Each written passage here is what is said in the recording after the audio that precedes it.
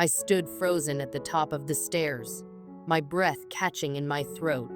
My mind screamed for me to leave, to turn away, to somehow erase the image that was now seared into my memory.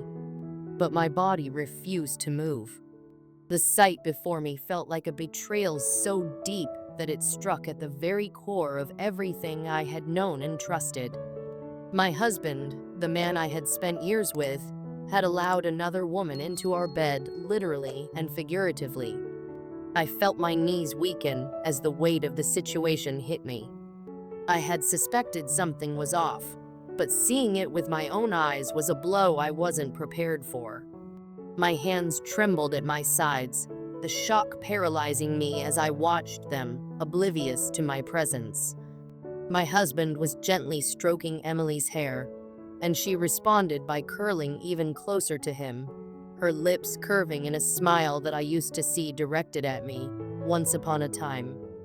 My mind flicked back to the conversations we had, his assurances that everything was fine, that I was just being paranoid.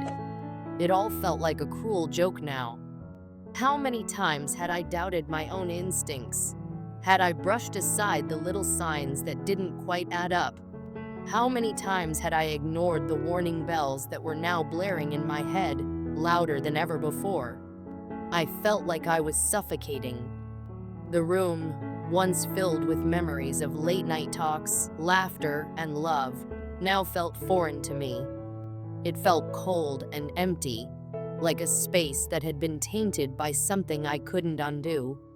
My eyes roamed the room, catching sight of the things that once felt familiar. The framed pictures of our wedding, the knickknacks we had collected over the years, the bookshelves filled with our shared interests. Everything in this room was a reminder of what I thought we had. And now, I didn't know what to make of any of it. I tried to steady my breathing, but it came in short, erratic bursts.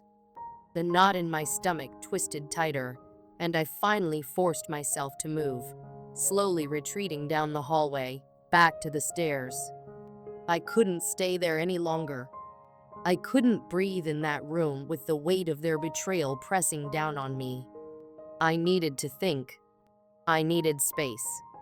But as I stepped backward, I heard a soft rustling behind me, a noise so faint it could have been imagined. But I wasn't imagining it. It was him, my husband. He was stirring, his voice groggy but clear, calling out my name in a tone I knew all too well. "Babe?" His voice sent a shiver down my spine, and I froze in place. "Are you home?" I should have run. I should have kept walking, found a way to escape. But instead, I turned, my heart pounding, the anger and confusion bubbling up inside me like a storm ready to burst. There he was, standing at the top of the stairs, his face still marked by the haze of sleep. When his eyes met mine, they widened in shock, his hand instinctively reaching for the railing as though he needed to steady himself. "Babe, what are you doing?" he asked, his voice shaky with guilt. The guilt was so evident, so palpable, that it sent a wave of disgust through me. He knew. He knew what I had seen. But Emily wasn't in the room anymore. She had slipped out quietly, no doubt retreating to whatever dark corner she had come from. But I knew, in that moment, she didn't need to be there to make the betrayal any less real. I came home early," I said, my voice betraying the shock, the hurt, the devastation that was too overwhelming to hide. I tried to keep my composure, but it was futile. My chest ached with every word I spoke. "I didn't expect this." His eyes flickered, guilt and panic flashing in them before he quickly recovered. "It's not what you think," he said quickly, his voice rising in an attempt to defend himself. But I wasn't listening anymore. I wasn't interested in excuses or explanations. I didn't want to hear the words he had prepared to protect himself, to make this situation seem less like a betrayal and more like a misunderstanding. No, I said, my voice sharp and trembling. Then what is it, exactly? A friendly nap. I couldn't stop myself from laughing bitterly, the sarcasm spilling out uncontrollably. Because that's what it looks like. He took a step toward me, his hands raised, as if to calm me, but I wasn't having it. Please, just hear me out. No, I cut him off, my voice gaining strength, fueled by the anger that was building inside me. I don't want to hear it. You promised me that everything was fine, that there was nothing going on between you and her. But here you are, caught in the act, and now you want me to just believe your excuses. His face faltered, his brows knitting together as he tried to find the right words. It's complicated, okay? Emily and I, we've just been spending time together, and spending time together? I scoffed. In my bed? The words felt like acid on my tongue. You've been spending time together in my bed, in our home, and you expect me to believe this is innocent? I was shaking now, barely able to control the flood of emotions that were threatening to overwhelm me. His eyes darted nervously as he struggled to form an explanation, but I wasn't interested in hearing him anymore. I had heard enough. I had seen enough. I don't need to hear your excuses, I said, my voice cold, sharp with finality. You've made your choices, and so have I. I didn't wait for him to say anything more. I turned and walked out, my mind already racing ahead, thinking about what I needed to do.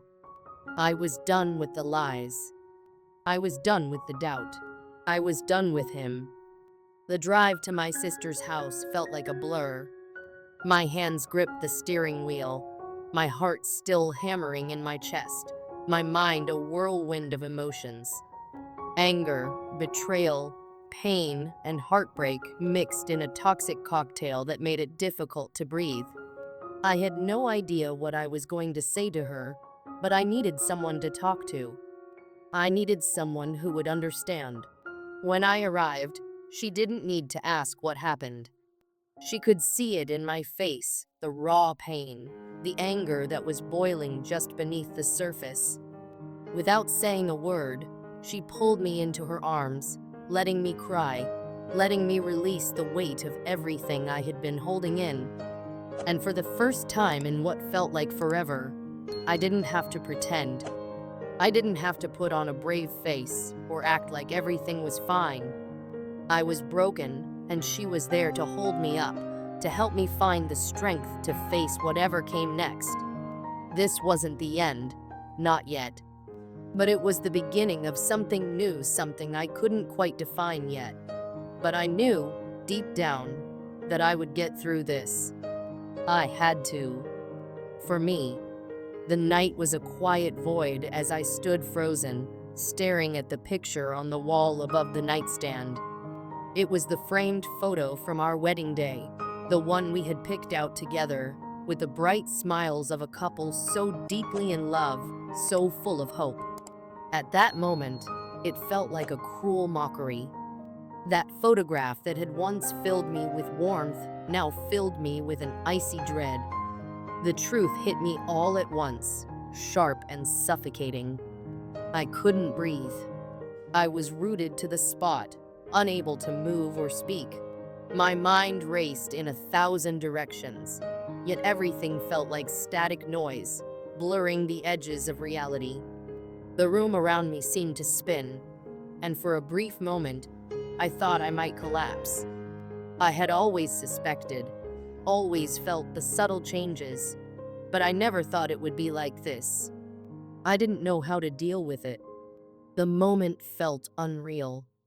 The scene in front of me wasn't just a betrayal, it was everything I had feared, the gut-wrenching confirmation that something was deeply wrong. My legs went weak, and I felt the sting of tears in my eyes. I could feel my heart pounding in my chest, each beat echoing louder than the last, reminding me that I was still here, still standing, but barely. The weight of it all threatened to crush me, to steal away everything I had once known. I wanted to scream, to shout, to demand answers from him, from anyone. I needed to know why. I needed to understand what had gone wrong, but the words wouldn't come. My throat was tight, choked with emotion. All I could do was stand there, paralyzed by the storm raging inside of me.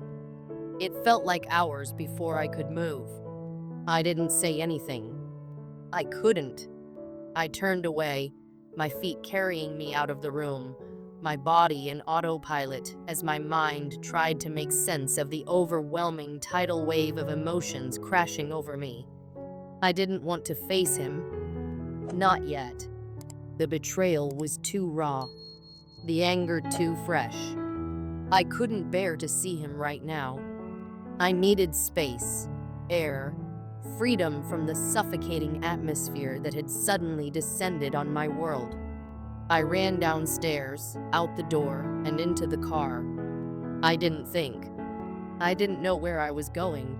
My hands gripped the steering wheel so tight, my knuckles turning white, as I drove aimlessly through the streets, not caring where I ended up.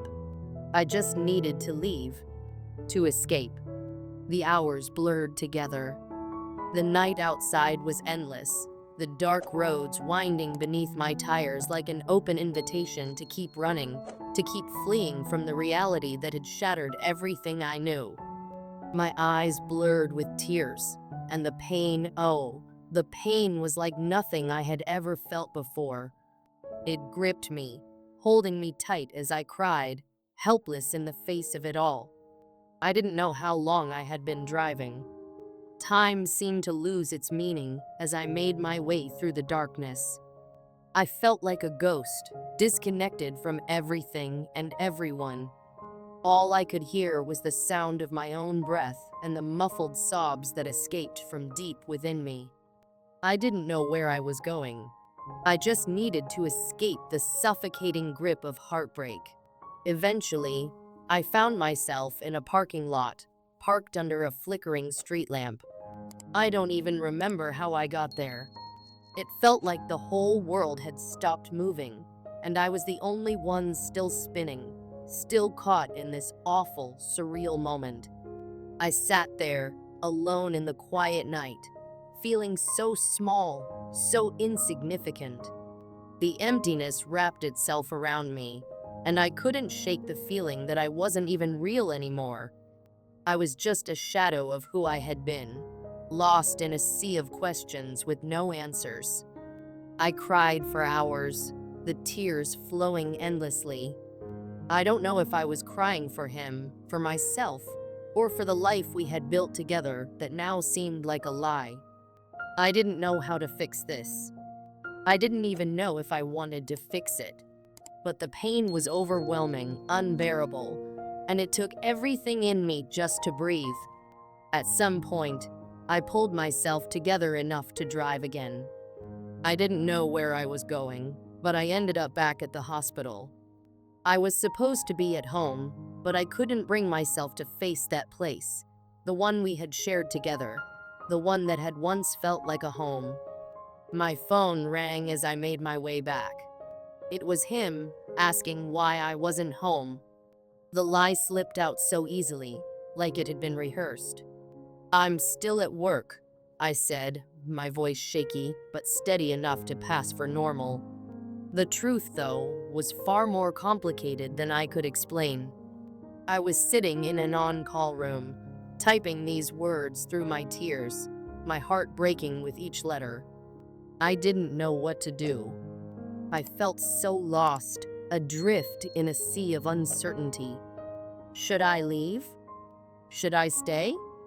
I didn't know. I didn't know if I even deserved better. My mind swirled with self-doubt. Could I walk away from everything we had built? Or was I simply too weak to face the truth? All I knew was that I was drowning in my own heartache, in the crushing weight of betrayal, and in the suffocating silence that had replaced the love I had once believed in. I couldn't breathe, couldn't think, couldn't feel anything except this all-consuming pain. I want to take a moment to thank everyone who has reached out to support me. Your words have been a small comfort in this overwhelming time. I'm so grateful for your kindness. However, I need to ask that you please stop commenting on my weight. I understand that everyone wants the best for me, but the comments about my appearance are hurting me more than you might realize. I'm still processing everything, and I don't have the answers right now. A marriage is more than just words, more than just a surface level thing. It's complicated, and this situation is far more complicated than I can explain in a post. He has been a good husband in many ways, and I can't help but wonder if I neglected myself physically, which might have played a role in what happened. But right now, I don't know if I should stay or go. I need time to think, and I need space to make sense of everything. I didn't expect my post to blow up like this. I'm incredibly grateful for the kindness and support, but I must ask again that you stop sending messages about my weight or telling me what I should or shouldn't be eating. I'm in a lot of pain right now, and those comments are only making things harder. To clarify, when I found out about everything, I had just finished a 12-hour shift. I hadn't eaten since 11 a.m., and I was starving. I didn't know where to go, so I just drove, hoping for some sense of clarity. Please, just understand that I'm human. I'm struggling, and I'm trying to find my way through all of this. Thank you for your understanding.